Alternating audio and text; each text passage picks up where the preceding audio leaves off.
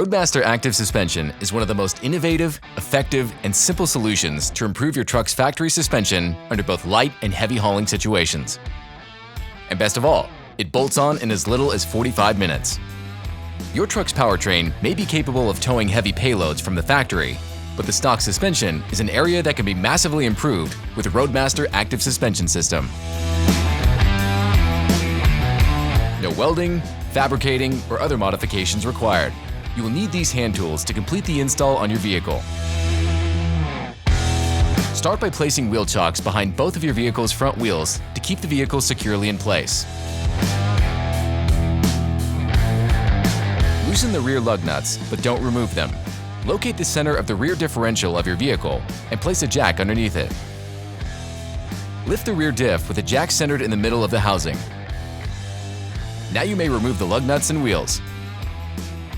Next, lower the vehicle onto jack stands. Lower the floor jack until the pad of the jack itself is touching the rear differential. This also gives your vehicle one more safety precaution to rely on during the install. Remove the bolt holding the bump stop using the appropriate size socket and extension.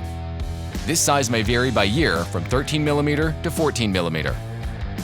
Install the supplied bolt into the bump stop spacer using the hexagonal counter sunk hole. Take note of the lettering on the bump stop and align the two roll pins into the two holes on the frame using the original bolt and fasten securely. This will adjust the position of the bump to stop it from interfering with your Roadmaster product. Then reinstall the bump with the original nut and fasten it securely.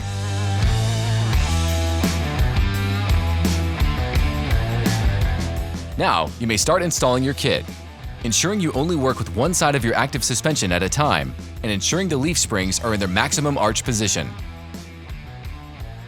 Remove one whole side of the suspension from the box and place it on top of the leaf spring, with the eye bracket hook facing the rear of the vehicle, and position the eye bracket over the rear wrap eye of the leaf spring.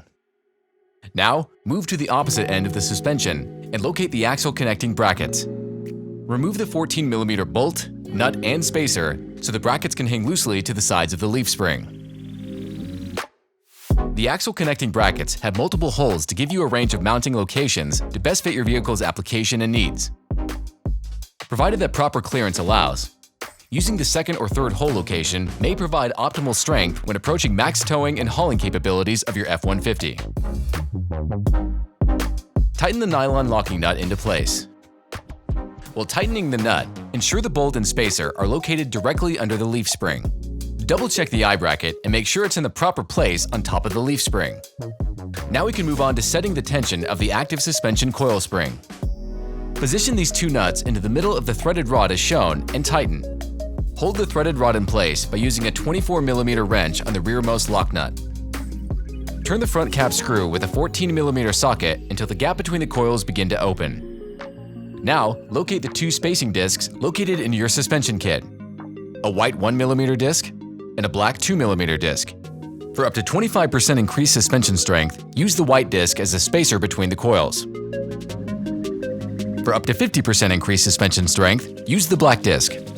Once the proper preload of the coil spring is set, loosen the two jam nuts from each other and one at a time, tighten and jam them against the coil spring to ensure everything is locked into place. Double-check all the hardware and fasteners and move on to the opposite side of the vehicle and repeat the previous steps in the same order. Once the installation is complete on both sides of the vehicle and all hardware has been double-checked for tightness, you may bolt the rear wheels back into place, jack the vehicle off the jack stands, and lower it down onto the ground.